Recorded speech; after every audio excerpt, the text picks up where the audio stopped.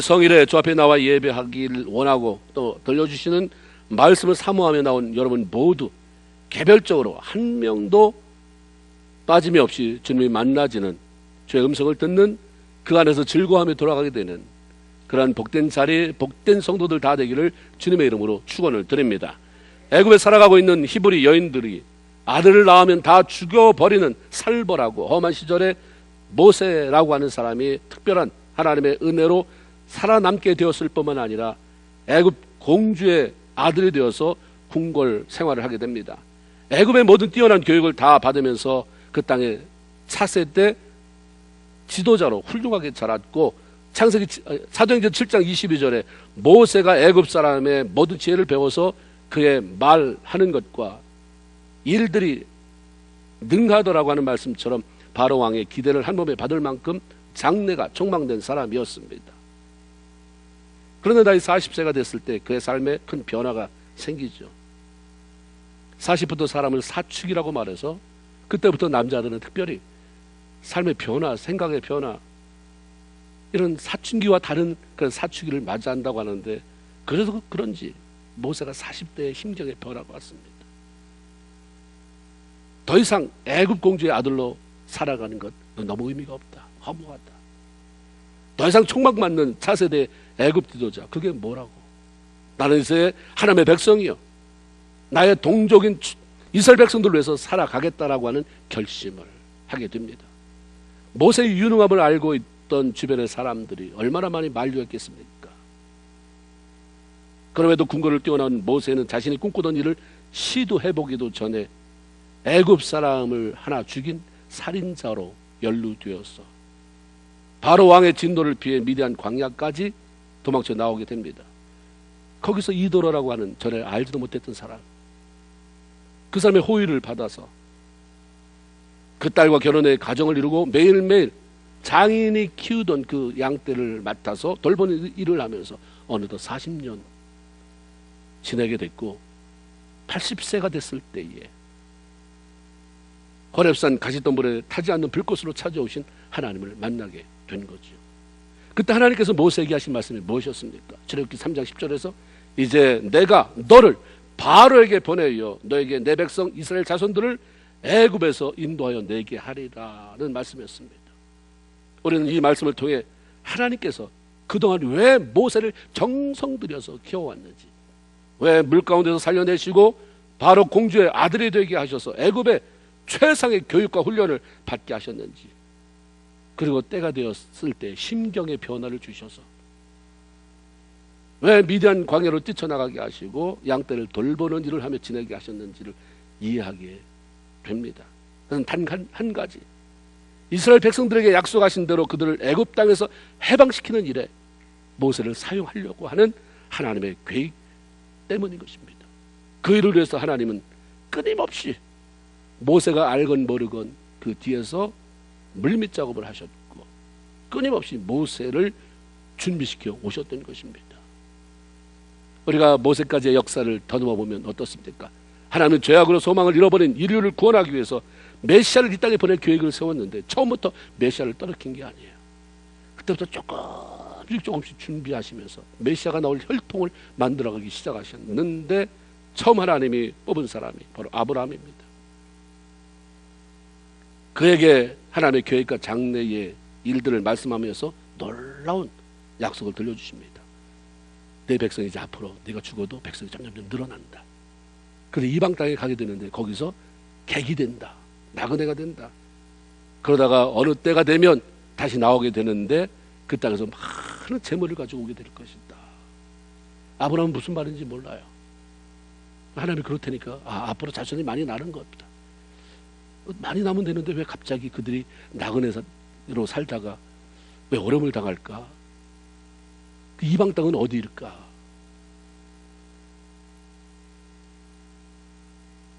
하나님은 아브라함 후손으로 큰 민족을 이루게 하시려고 요셉 때 애굽으로 이민을 떠나게 하십니다. 요셉의 초청 이민으로 애굽에 들어온 사람들은 400여 년이 흐르면서 인구가 늘어서 장정만 60만이 되었고 애굽 사람에게 위협이 되는 그런 큰 민족으로 성장을 하게 됐습니다. 그 결과 요셉을 모르던 왕, 요셉에게 호의를 베풀어서 모든 가족들, 일가 친척들을 마음껏 와서 살 수 있도록 그 했던 왕은 죽고 새 바로 왕이 등극을 하면서 위협을 느끼게 되고 이스라엘 백성들을 노예로 전락시켜서 고된 노동을 시키고 단합을 합니다. 그러므로 자신이 겪는 엄청난 고통스러운 삶으로 인해서 하루라도 빨리 애굽 땅을 벗어나고 싶어 했을 것입니다. 그래서 이스라엘 백성들은 탄식하죠. 부르짖어요. 하나님, 못 살겠습니다. 어느 시대를 막론하고 고통은 사람들로 하여금 하나님을 찾게 만들어요. 사람이 늘어져 있다가도 뭔가 좀 움직이게 만드는 것이 고통이라는 움직임이에요. 고통이라고 하는 그런 동자입니다. 그 어떤 움직임에 딱 부딪히게 되면 그때 자꾸 뭘 행동을 하려고 하죠. 신앙인에게 있어서는 그게 바로 기도예요. 하나님 향한 부르짖음. 그로 인해 하나님 앞으로 더 가까이 가도록 만들고 하나님은 그들을 가까이 찾아오시도록 그렇게 하는 거죠. 마침 이스라엘 백성들의 소리를 들은 하나님은 그동안 이 때를 위해서 준비하고 계셨던 바로 그 사람 모세를 찾아가셨어요. 한치의 오차도 없이 400년이 가까울 때 자기들이 알아서 더 이상 이 화려한 땅에서 머물겠다는 소리 안 하고 고통스러워서 가겠습니다. 그때가 온다. 그럼 내가 누구를 리더로 세워서 그들을 이끌어 갈까? 모세다. 하나님 준비시켰던 거죠. 하나님 안에서 한 사람의 인생 아무렇게나 저절로 굴러가다가 죽는 게 아니다 이 말이에요. 예레미야 10장 23절에 보면 여호와여 내가 알거니와 인생의 길이 자기에게 있지 아니하니 걸음을 지도함이 걷는 자에게 있지 아니합니다. 잠언 16장 9절에 사람이 마음으로 자기의 길을 계획할지라도 그 걸음을 인도하시는 분은 여호와다. 모세는 몰랐지만 하나님은 자신의 선하신 뜻 목적하신 바를 이루시기 위해서 모세의 출산 과정부터 시작해서 실패하고 도피한 모든 순간까지도 준비하고 계획하고 계셨던 것입니다. 모세는 광야로 도망쳤지만 하나님은 나는 도망친 모세를 만난 게 아니라 내가 모세를 불렀다라고 말씀하죠. 나는 실패한 것 같은데 너는 실패한 게 아니라 내가 너를 일로 불러서 훈련시키려고 했던 것이다라고 말씀하지요. 우리는 자신이 살아가는 삶으로 인해 고민하고 걱정하기에 앞서서 먼저 모세만이 아니라 나에 대해서도 하나님이 뭔가 계획이 있을 텐데 나는 어떤 계획이 있길래 이렇게 살게 하셨을까? 나는 무슨 계획이 있길래 하나님이 이민 오게 하셨을까? 왜 이 사람과 결혼해서 살게 하셨을까? 왜 안디옥교회를 다니며 이런 사람 만나게 저런 사람 만나게 하셨을까? 우리가 늘 생각하는 것은 하나님의 마지막은 항상 해피엔딩이에요. 끝을 좋게 만드는 분이기 때문에 내가 찢어버리지 말아야 돼요. 내가 파괴시키지 말아야 돼요. 과정이 힘들다 할지라도 분명히 하나님이 해피엔딩 되게 하기 위해서 뭔가 나도 좋고 남도 좋게 만들고 나도 좋고 내 남편도 아내도 좋게 만들고 나를 알고 있는 모든 사람도 다 좋게 하려고 하는데 근데 이 힘든 과정은 뭘 뜻하는 것인가? 하나님 나를 어느 방향으로 이끌어 가시려고 하는가를 끊임없이 물어야 되는 거지. 그리고 언제 어떤 일에 사용하든지 그분께 쓰임받기 합당한 사람으로 빚어지기 위해서 다듬어지고 만들어지는 일에 우리의 삶의 초점을 맞춰야 한다고 하는 사실입니다. 모세를 찾아오신 하나님이 모세에게 이젠 다시 가라. 40년 동안 수고했다 이거죠. 다시 애굽으로 돌아가서 이스라엘 백성들을 해방시키고 내가 그들에게 약속한 대로 젖과 꿀이 흐르는 땅 가나안으로 그들을 이끌어 들어라라고 말씀을 합니다. 그러나 모세는 하나님 내가 누군데 바로에게 다시 가며 내가 누군데 이스라엘 백성들을 애굽으로 인도할 수 있겠습니까? 또 말해요. 이스라엘 백성들이 내가 하나님을 보냈다라고 해서 온다고 한다면 물을 거 아닙니까? 하나님이 누구냐? 그럼 내가 하나님이 누구라고 어떻게 말합니까? 하나님께서 친절하게 들려주셔도 모세는 이스라엘 백성들의 자신의 말을 듣지 않을 것입니다. 자기의 말을 믿지도 않을 것입니다 라고 자꾸 고집 부르면서 발을 뒤로 뺍니다. 그래서 이번에는 말이 아니라 하나님이 세 가지 놀라운 기적을 보여주셨어요. 가서 내가 지금 보여주는 것 그대로 네가 하면 많은 사람이 네가 하나님의 사람인 것을 나 여호와가 너를 보냈다는 것을 확실히 알 것이다. 첫 번째가 하나님은 모세에게 손에 든 지팡이를 땅에 던져라 그랬어요. 던지니까 뱀이 되잖아요. 모세가 깜짝 놀라서 뱀을 피해 옆으로 가니까 하나님이 다시 이번에는 손을 내밀어 뱀의 꼬리를 잡으라고 하십니다. 그래서 손을 내밀어 잡으니 다시 지팡이가 된 그런 기적입니다. 하나님께서 이 기적을 행할 때 뭐라고 말씀하시냐면 내 손에 든 지팡이를 잡아라 그랬어요. 특별한 것을 통해서 기적을 일으킨 게 아니라 모세가 매일 손에 잡고 이거 잊어버리면 다른 나무 꺾어서 잘라서 또 만들 수도 있는 지팡이, 근데 빠진 양떼를 칠 때 사용하는 그 지팡이, 그걸 가지고 하나님이 기적을 일으킨 거죠. 하나님께서 함께 하시고 하나님께서 하시려고 들으면 지팡이가 뱀이 되는 것처럼 아무것도 아닌 나를 통해서, 여러분을 통해서도 놀라운 기적이 일어난다, 이 말씀입니다. 뭘 대단한 걸 준비하고 있어요. 하나님 그걸 가지고 뭘 하실 것이다, 천만만만의 말씀입니다. 하나님 마음에 드는 그 귀한 것 어느 천년에 만들 것인데요. 내가 마음에 들었다고 해서 이제 뿌듯하다, 돈을 이만큼 벌었으니, 주의가 이만큼 됐으니, 집을 이만큼 샀으니, 차를 이런 거 샀으니 이제 하나님 앞에 뭔가 좀 보답하는 양으로 좀 뭘 좀 해볼까? 근데 하나님이 마음에 든다는 보장이 어디 있어요? 있는 그대로요. 있는 그대로 지팡이 같은 마른 막대기 같은 우리를 잡아서 놀라운 일을 행하시는 그분이 하나님이십니다. 인생의 대단한 일은 우리가 위대해서 이루는 것이 아니라 아무것도 아닌 우리가 위대하신 하나님의 손에 붙잡힐 때 가능해진다라고 하는 말씀을 들려주는 거죠. 하나님이 모세에게 뱀을 다시 지팡이로 되돌릴 때 뱀 꼬리를 잡으라고 말씀합니다. 여러분 다 아실 거예요. 이게 얼마나 위험천만한 일인지. 제가 어렸을 때 유난히도 시골에는 땅굴이 많았어요. 그 제가 중학교 다닐 때는 이 수를 봤어요. 나라에서 이제 비가만 와야 천수답이에요. 비가 와야 모았다가 농사를 지으니까 비 안 오면 이거는 큰일이거든요. 그러니까 저는 아산만 이쪽으로 해서 이제 수로를 봐서 물이 들어오게 만들었어요. 그래서 아무 때나 물거리를 열면 물이 다 이렇게 강논으로 들어가게 했는데, 그때 공사하면서 수도 없이 뱀이 나왔어요. 학교 등교하려면 냄새가 고소한 냄새가 보면 일하던 사람이 그냥 뱀 가는 데다 나무 이렇게 던져가지고 불 지르면 그게 거기서 구워지는 거예요. 절대 먹진 않았습니다. 근데 어쨌든 땅꾼이 이렇게 많았어요. 그래서 땅꾼이 뱀 잡는 걸 많이 보게 되잖아요. 신기하니까 자꾸 우르르 애들이 몰려서 보는데 한 번도 꼬리 잡고 이러지 않아요. 목을 눌러요. 목을 누르면 입이 쩍 벌어져요. 그럼 여기를 탁 잡더라고요. 딱 잡으면 그 다음에 펜치 같은 걸로 이빨을 빼버려요. 독이 든 이빨을. 그래서 망태 같은 거 집어넣고 다니는 거예요. 안 물더라고요. 만일 꼬리를 잡으면 유연한 그 뱀이, 얼마나 유연해요. 아주 뛰어나게 유연한 뱀이 촥 목에 감길 수도 있고 팔에 감길 수도 있고 어디에 감길 수도 없어요. 그걸 물어버릴 수 있다는 사실을 알기에 상식 있는 사람은 절대로 뱀 꼬리를 잡지 않습니다. 하나님께서 만드신 뱀은 무슨 뱀을 만들었을까요? 광야에 똑같은 뱀을 만들었겠죠. 성경에 보면 광야에는 불뱀과 전갈이 많다고 그랬어요. 불뱀이나 전갈이나 뭐 코브라 같은 거. 독이 많은 것들이었을 것이고 한번 물리면 독이 온몸에 퍼져 즉사하고 말았을 것입니다. 그런데 하나님께서 꼬리를 잡으라고 하니까 모세가 그냥 잡아버려요. 무슨 마음으로 잡았는지는 모르지만 그냥 바로 잡았어요. 아무런 해도 끼치지 않아요. 원래 모습의 그 지팡이로 되돌아갑니다.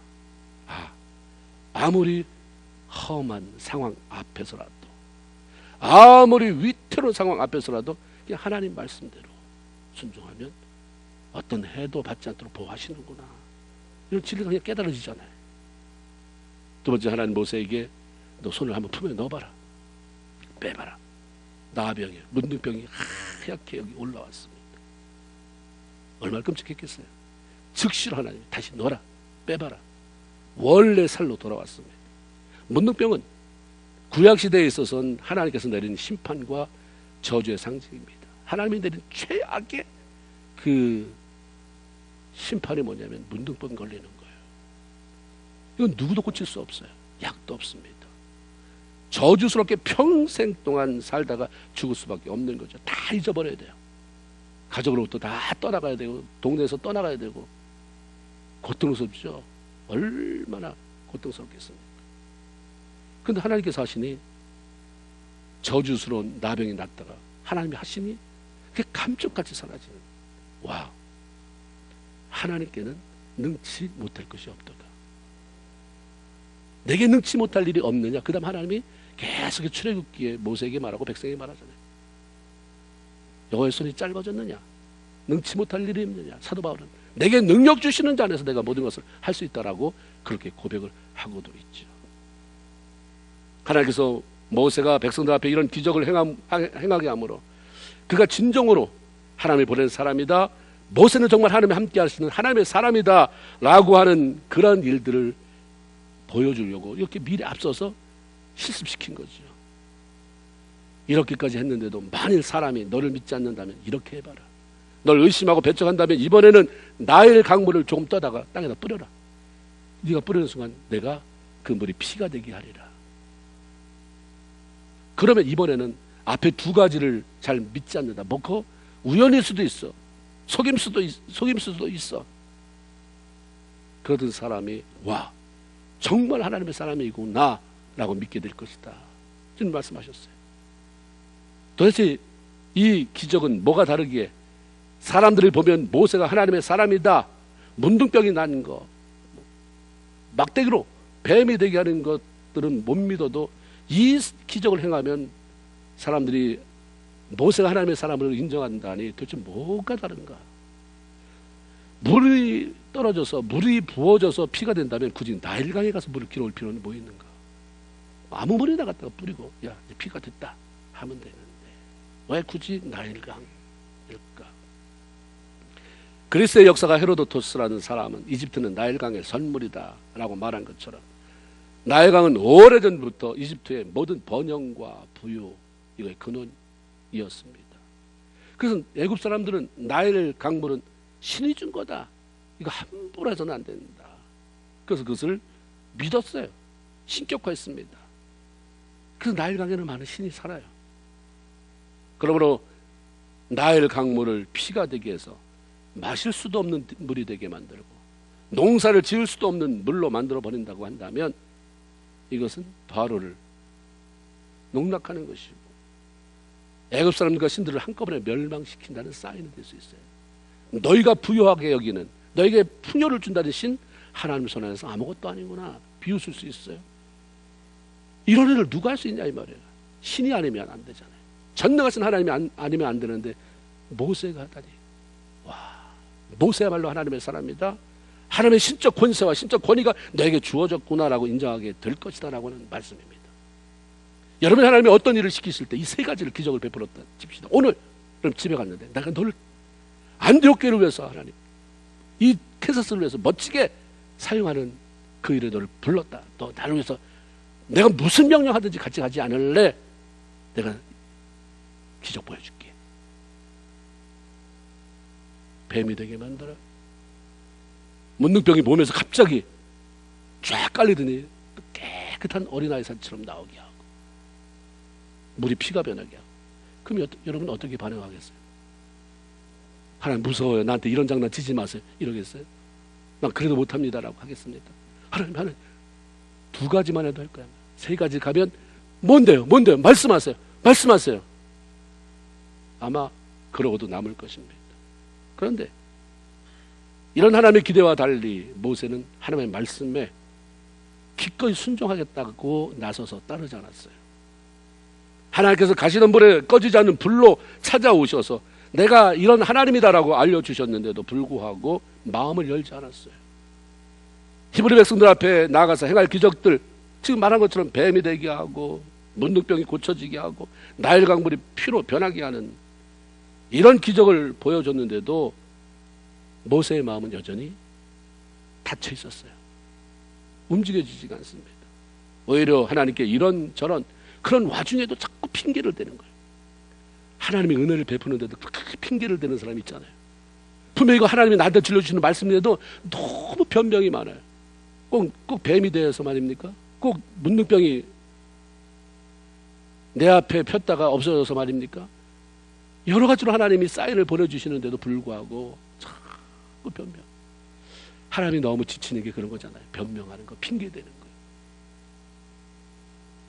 은혜가 받으면 이사야같이 되잖아요. 누가 도대체 나를 위해서 살 것인가? 누가 나를 위해서 갈 것인가? 누가 내가 시키는 대로 가서 이 엄청난 사명들을 감당할까 했을 때 은혜 받은 이사야가 뭐 거칠 게 있겠습니까? 뭐라고 말해요? 주여 내가 여기 있사오니 나를 보내주소서. 나 하고는 싶은데 오늘 내가 은혜를 받아서 너무 내 마음이 뜨겁고 좋긴 한데 내가 오늘 성전에 들어와서 천사를 받고요, 불젓가락에 나를 찢어서 내가 정결케 되고 다 좋은데 하나님 할렐루야. 근데 그건 너무 힘든데 잠깐만요. 나한테 뭐 며칠간 몇 달간 말미 좀 주세요. 근데 그건 너무 내 성격상 안 맞는데 이러지 않았어요. 뭔지도 몰라요. 그게 뭘 시키는지도 모르는데 아멘, 내가 여기 있습니다. 나를 사용해 주세요. 내가 하겠습니다. 자꾸 변명되는데 궁색해요. 하나님 볼 때는. 난 말을 잘 못하는데요. 나 말 못하는 거 하나님 아시잖아요. 나 입이 뻣뻣합니다. 나는 혀가 둔한 사람입니다. 하나님이 뭐라고 말합니까? 야, 사람의 입을 누가 졌느냐? 말을 못하게 하는 자를 누가 졌느냐? 눈이 밝은 자나 맹인이 되게 하는 자가 누구냐? 이제 네가 가기만 하면, 내 말하는 것을 좀 존중히 여겨주고 순종하고 가기만 하면 내가 너와 함께 하겠다. 네 입에 함께 하겠다. 그러면서 꼼짝 못하는 좀 그런 게 있어야 되잖아요. 믿음의 사람이라면. 너무 당당하게 뻣뻣하고 교만하고 너무 자존심이 강하니까. 오 주여, 보낼 만한 자를 보내소서. 하나님을 바보 만들어 놔요. 내가 보낼 자가 없어서 너한테 구걸하러 왔느냐? 모세밖에 사람이 없어서 그런 게 아니거든요. 모세를 사용하시려고 온 건데, 여러분 외에는 사람이 없어서 하나님이 여러분에게 매는 사람 그렇게 구걸하고, 야 가까이 와라, 예배 자리에 와라, 나와 함께 친하게 지내자. 은혜로 받으면 내 평생이 달라지는 것이지만, 오 주여 보낼 만한 자를 보내소서, 찾을 자를 찾으소서. 그러면 하나님을 얼마나 초라하게 만들겠습니까? 여러분을 통해서 부모가 존귀하게 되고 여러분을 통해서 부모가 초라하게 될 수도 있는 것처럼, 믿음의 사람들을 통해 사람이 영광을 받으시고 존귀하게 되기도 하고, 믿음의 사람들 때문에, 믿는다고 하는 사람들 때문에 하나님이 수치를 당하고 초라해질 수도 있는 것입니다. 하나님이 화를 내세요. 미워서 화를 냈다기보다는 단호하게 하신 거죠. 네가 그렇게 말을 못한다면 네 형 아론은 말 잘하지 않느냐? 내가 연결시켜주겠다. 내가 너에게 말하면 난 네 형이 아무리 말을 잘해도 내가 너한테 말할 것이다. 그럼 네가 네 형한테 말하면 그가 백성에게 말할 것이다. 네 형이 너를 무시하지 못하도록 내가 너와 함께 할 것이다라고 말씀합니다. 그리고 너는 이 지팡이를 손에 잡고 이적을 행하라 명령하십니다. 그것을 끝으로 모세는 더 이상 변명하지 않고 드디어 애굽으로 떠났습니다. 그럼 우리가 한번 좀 생각해 볼 게 뭐냐면, 모세는 왜 그렇게 하나님의 말씀에 순종하지 못하고 변명하며 어차피 갈 건데 그렇게, 사실 우리 세상 말로 말하면 약을 올르듯이 날 말 못하는데요, 보낼 만한 자를 보내서요, 하나님이 누구냐고 물어보면 뭐라고 대답하는데요? 나밖에 없어요? 딴 사람이요. 왜 그러다 갔냐 이 말이에요. 할 거 하면서도 다 이러고 나서 끝에 가서 왜 그러는가? 그게 좋은 것 아니잖아요. 일단 우리는 좋은 게 아니라는 걸 일단 알아요. 모세는 하나님의 존재를 잘 알고 있었고 그 하나님을 위해 살고 싶은 마음으로 가득 채워진 때가 있었잖아요. 우리가 다 알듯이 어린 시절 유모의 자격으로 자신을 키워준 어머니 교육을 통해 하나님이 누군지를 분명히 알았던 사람입니다. 누가 자기 백성인지. 그래서 애굽 백성이 내 백성이 아니요, 이스라엘 백성들 하나님의 백성이 내 백성인 것을 알았고, 그 백성에 대한 하나님의 계획이 어떠한지, 하나님이 그 백성들에게 어떤 약속을 하고 계신지 잘 알고 있던 사람입니다. 그러니까 그 화려한 애굽의 모든 영광스러움, 공주의 아들이라고 하는 거 다 내려놨다고 그러잖아요, 히브리서에 보면. 그리고 하나님의 백성들을 위해서 기꺼이 헌신할 마음, 고난도 같이 당해야 되겠다고 하는 결단도 했다라고 말합니다. 그런데 어쨌든 광야로 나와 있지만, 환경이 지금 달라져서 시간이 지나서 광야로 나와 있긴 하지만 그 하나님이 직접 찾아왔잖아요. 전에는 하나님이 직접 찾아온 게 아니라 들으면서 내가 그런 하나님이라면 내가 한번 헌신해봐야지, 그런 하나님이라면 내 백성을 위해서 한번 살아봐야지, 그런 하나님이라면 애굽의 모든 것 다 포기하고 내가 하나님에서 일해봐야지 했는데, 지금은 하나님이 직접 찾아왔잖아요. 아무리 실망한 상황이 벌어졌다 할지라도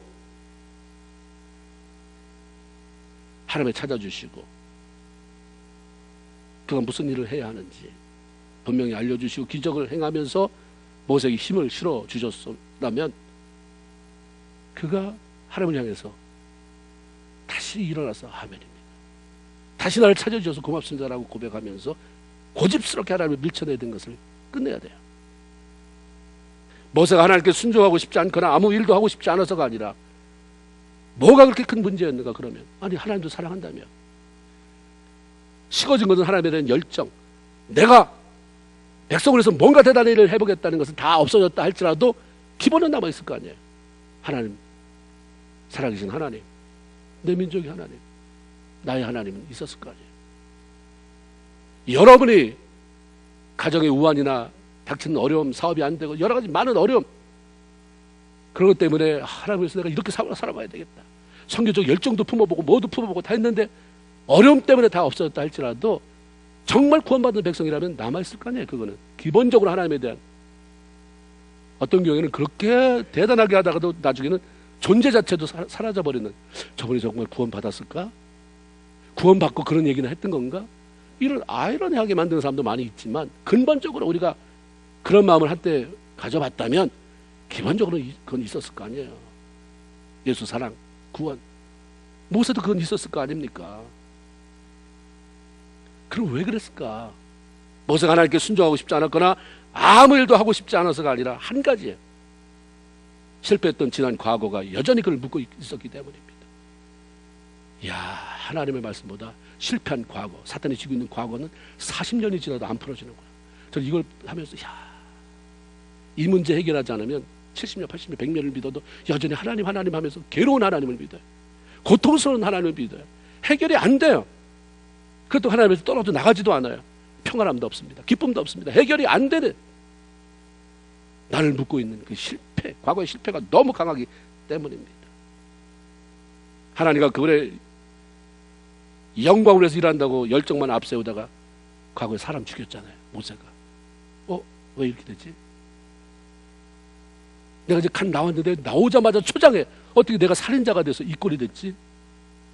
고난받고 불이익당하는 억울한 동족 히브리 사람을 돕는다고 한 짓인데 오히려 그의 입에서 누가 너를 우리를 다스리는 재판관 삼았느냐? 너 모세? 네가 궁궐에서 우리 정말 고통스럽게 채찍맞으면서 일할 때 그래, 바로의 공주로 그렇게 멋지게 살고 훌륭한 교육 다 받고 대단하게 살았다, 그래서 네가 우리 지도자 되겠다는 말이냐? 비아냥거립니다. 그때 자기는 이미 결단하고 나왔거든요. 얼마나 힘들었겠어요. 마음속 깊은 좌절감, 배신감. 내가 도우려고 했던 동족이 이런 사람이었구나. 내가 함께 하려고 했던 사람이 겨우 이거구나. 그러니까 소망이 없어요. 잠깐 숨었다가 이 기간이 지나면 이게 아니에요. 아예 소망을 잃어버렸어요. 난 실패한 인생이다. 그게 도망가 버려요. 다시 올 생각도 안 해요. 물론 죽이려고 했지만. 모세는 실패자로 도망쳤어요. 40년이 지났는데도 그 처리내지 못했어요. 혼자 살면서 아마 많은 비밀을 갖다 뒀겠죠. 아내가 있고 자식이 있고 자기는 있었지만 자기를 아는 사람이 얼마나 있겠습니까? 혼자 새기는데 안 새겨진 거예요. 안 처리된 거예요. 40년 동안. 근데 하나님이 나타났는데도 이제 그 하나님도 어찌할 수 없는 그런 강박한 자아가 된 거죠. 사탄은 성도들을 과거에 묶어 놓지만 하나님은 우리를 미래로 끌고 가십니다. 과거는 이미 내가 살았던 날들이기 때문에 여러분만은 나만은 분명히 알고 있을 거 아니에요. 내가 살아온 과거에 대해서 내가 살아온 것이기 때문에. 그렇기 때문에 사단이 우리의 지난날 죄악됨과 연약함, 약점들을 가지고 정죄하면서 힘없이 그 자리에 묶여버리게 만들어요. 은혜는 다 빠지고 사실만, 너 이랬잖아. 그죠? 예수 믿는데 너무 바른 소리 잘하는데 은혜가 떨어진 사람은 너무너무 위험한 사람이에요. 나는 이 바른 소리만 한다. 난 틀린 말은 안 한다. 근데 은혜가 하나도 없어. 그건 창이에요. 그건 칼입니다. 죽이는 것이에요. 사단이 똑같아요. 사랑, 은혜 하나도 없어요. 그 사람을 과거에 묶어놔요. 사단은 미래가 없어요. 사람은 미래를 알 수가 없어요. 미래를 아는 건 하나님뿐이기 때문에 자꾸 과거를 들지. 너 이랬잖아. 뭐 기도한다고 다냐? 그래 지금 야 얼마나 달라졌다고. 네가 달라졌어도 여전하네. 그러니까 우리가 과거를 살아왔기 때문에 인정하거든. 아 그래 맞아. 나 복음처럼 받아들여요. 신앙생활 30년을 계속 그걸 복음처럼 받아들이고 있어요. 그러면서 계속 그걸 끊어낼 생각을 안 하고 주여 주여 하니 얼마나 힘들어요. 주여 주여도 하루 이틀이지 30년을 주여 주여 끊어내지 않고 주여 주여 하는데 지치지요. 내가 이거 예수를 잘못 믿었나? 계속 믿어야 되나? 여기서 끝내버릴까? 이런 생각이 너무 자연스럽게 들어오는 것입니다. 그러니까 얼마나 무능하겠습니까? 그러나 하나님의 이끄심은 아직 한 번도 가보지 않은 미래를 향한 것이기에 알 수도 없고 볼 수도 없습니다. 내가 살아오지 않았기 때문에 하나님 앞으로 내가 너와 함께 한다 이렇게 한다 안 믿어져요. 너무 확실한 옛날 거에 매여 있으니까 미래는 안 믿어지는 거예요. 믿음이 없어져. 하나님에 대한 신뢰가 없으면 그분과 함께 미래를 나갈 수가 없습니다. 그래서 믿음은 바라는 것들의 실상이다라고 말하죠. 아직 안 가봤지만 하나님이 하신다니까 내 인생은 이렇게 될 것이다. 지금 이렇게 힘들지만 하나님이 그렇게 하신다니까, 가보지 않았지만 그분이 말한 것은 너무 확실하니까 그 내 장래는, 내 자식은 하나님 안에서 이런 멋진 그런 사람으로 세워질 것이다. 할렐루야. 이게 믿음이에요. 이게 사단은 그렇게 안 하거든요. 그렇게 못 놔둬요. 절대 놔둘 수 없죠. 네가 그렇게 자라서 내 나라를 또 어지럽히는 수많은 사탄의 전략을 깨트려버리는 그 사람 되는 건 난 볼 수 없다죠. 그러기에 사람들은 하나님께서 자신들을 축복하는 자리로 이끄신다는 사실을 알면서도 믿음으로 주와 함께 나가는 것을 불안해해요. 주저합니다. 하나님이 나 같은 사람을 어떻게 사용하시겠어요? 하나님이 하시고서 말씀하시잖아요. 모세에게도 누가 눈 안 보이게 누가 이거 만들었느냐? 주여 보내실 자를 보내소서. 말이 안 되게 만들어요. 나 같은 사람 하나님, 내가 너를 쓴다. 나 같은 게 하나님? 어떻게 나 같은 사람이 축복받을 수 있어요? 어떻게 나 같은 사람이 하나님에 의해서 뭔가 쓰임? 그럼 뭐하고 사는 거예요? 하나님을 믿는다고 하는데 하나님의 말씀도 무시해버리고 도대체 내가 믿는 하나님은 누구냐 이 말이에요. 하나님 없는 하나님을 믿는 신앙인들 너무 이상하잖아요. 그러니까 안 자라요. 하나님이 없이, 하나님의 말씀이 없는데 하나님을 부르니 뭐가 나를 키우고 뭐가 나를 변화시키고 뭐가 생명을 가져다주고 뭐가 장래의 축복을 가져다주냐 이 말인 것입니다. 마지막 때에 참 믿는 자를 보겠느냐, 주의 말씀이잖아요. 안 믿어요. 우리는 그렇게 말하지는 않지만, 그렇게 자기를 인정하지 않지만 내가 신이에요. 오늘 뉴에이지가 네가 신이다, 네가 하고 싶은 대로 해라, 묘하게 복음과 뉴에이지가 섞여서 이상 야릇한 교회의 풍토가 형성된다고 하면 도대체 하나님은 어떻게 역사하실까? 철저히 말씀 앞에 서야 되잖아요. 절이 되지 않는 과거의 나, 실패로 살아온 나에 묶여서 반복하면서 갈증 일으키고 고통스러워합니다. 처리되지 않는 과거의 실패라는 쓴뿌리는 미래의 가능성을 다 싹을 죽여버려요. 여러분 그런 거 있잖아요. 밭에다 뭘 심어도 이거 심으면 다 망쳐놓는 거. 그래서 우리가 쑥을 심으면 쑥이 막 너무 자라서 다 망쳐놔서 우리는 무슨 밭이라고 그래요? 쑥대밭이라고 그래요. 대나무 번성이 너무 심해서 그 대나무 해놓으면 이게 다 또 뿌리를 엄청나게, 이거 가뭄에도 잘 안 죽어요. 퍼져가면서 다 망쳐놓으니까 뭐라고 그래요? 우후죽순이라고 그래요. 쑥대밭이라고 그러고 우후죽순이라고 말해요. 우리가 이것들이 처리되지 않으면 자꾸 조금 은혜 받았다가, 아니 저 사람이 은혜를 받았는데 왜 저럴까? 은혜 안 받은 게 아닌 거죠. 은혜 받은 척한 게 아니라 그 처리되지 않은 쑥대밭 같은 우중순처럼 그 실패의 깊은 뿌리가 아직도 처리되지 않았기 때문입니다. 스스로 죽은 자의 하나님이 아니라 산 자의 하나님이라고 하신 그분은 자신의 백성들, 이분들이 실패한 과거에 묶여서 그 자리에 머물지 않기를 원하시고, 하나님께서 지금 뭐라고 말씀하시든지 아멘 하면서 그분과 함께 미래를 향해 가기를 원하시는 거예요. 소돔과 고모라가 멸망할 때 롯의 처에게 뒤돌아보지 말아라, 연연하지 말라고 하는 것은 네가 다 거기에 많은 재물이 있어도 그보다 네 생명이 중요하니까 앞을 향해 가라라는 말씀이기도 하고, 과거에 묶이지 말아라, 앞을 향해 나가라고 하는 거죠. 이사야 43장 18절 19절에 너희는 이전 일을 기억하지 말며 옛날 일을 생각하지 말아라. 보라, 내가 새 일을 행하리니 이제 나타낼 것이다 라고 주님 말씀합니다. 고린도후서 5장 17절에 그런 중 누구든지 그리스도 안에 있으면 새로운 피조물이다.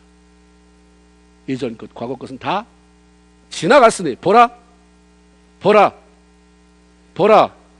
새 것이 되었대잖아요. 아멘입니까? 새 것이 안 돼 있으면, 옛날 것에 묶여 있으면 처리하세요. 먼저 그것부터. 그 실패에 대한, 그러한 과거에 묶여 있는 것에 연연하지 말고, 그것은 누가 끊으면 돼요? 내가 끊으면 끊어져요. 믿음으로 끊으면 끊어지는데 내가 모시고 있는 거예요. 나를 변호하고 변명할 거리로 날 두고 있어요. 갑자기 그걸 끊어내버리면 빈 공간을 어떻게 해줄 줄은 몰라요. 나의 존재감이 뭔지를 몰라요. 믿음을 끊어버리면 그 안에 새로운 빛이 들어오게 되고, 하나님의 뭔가 우리 안에 새 일을 하실 것 같은 기대감이 들어오고, 그런 말미암아 소망과 기쁨이 생기게 되는 것입니다. 무능하면서 고집 부리는 것처럼 하나님을 힘들게 하는 것은 없어요. 무능한데 고집 부려요. 인간이 그렇단 말이에요. 하나님의 은혜로, 말씀으로 다스려지지 않는 그런 모든 인간이 하나님 볼 때는 무지한데 고집은 세. 이것 좀 힘든 게 어디 있어요? 하나님께서는 우리가 예수 그리스도의 십자가 안에서 새롭게 된 존재라고 그렇게 선포하시고, 우리의 삶을 이끌어 새 일을 행할 것이라고 말씀하시는데, 여러분 모두가 다 아멘으로 화답하기를 주님의 이름으로 축원을 드립니다. 하나님은 모세가 변명만 늘어놓고 자꾸 뒤로 물러나려고 했지만 끝까지 기다려 주셨어요. 인내해 주셨습니다. 그리고 말할 줄을 모릅니다, 나 할 줄 아는 게 없습니다라고 하는 그에게 12절에 보니까 내가 할 말을 가르쳐 주겠다, 15절에 내가 어떻게 할지 행할 일을 가르쳐 주겠다, 확신의 말씀 들려주셨습니다. 모세가 끝냈어요. 그래도 난 안 한다고 안 하는 쪽으로 끝낸 게 아니라 이제 더 이상 변명하지 않았어요. 더 이상 주님과 싸우려고 들지 않았어요. 일어섰습니다. 왜?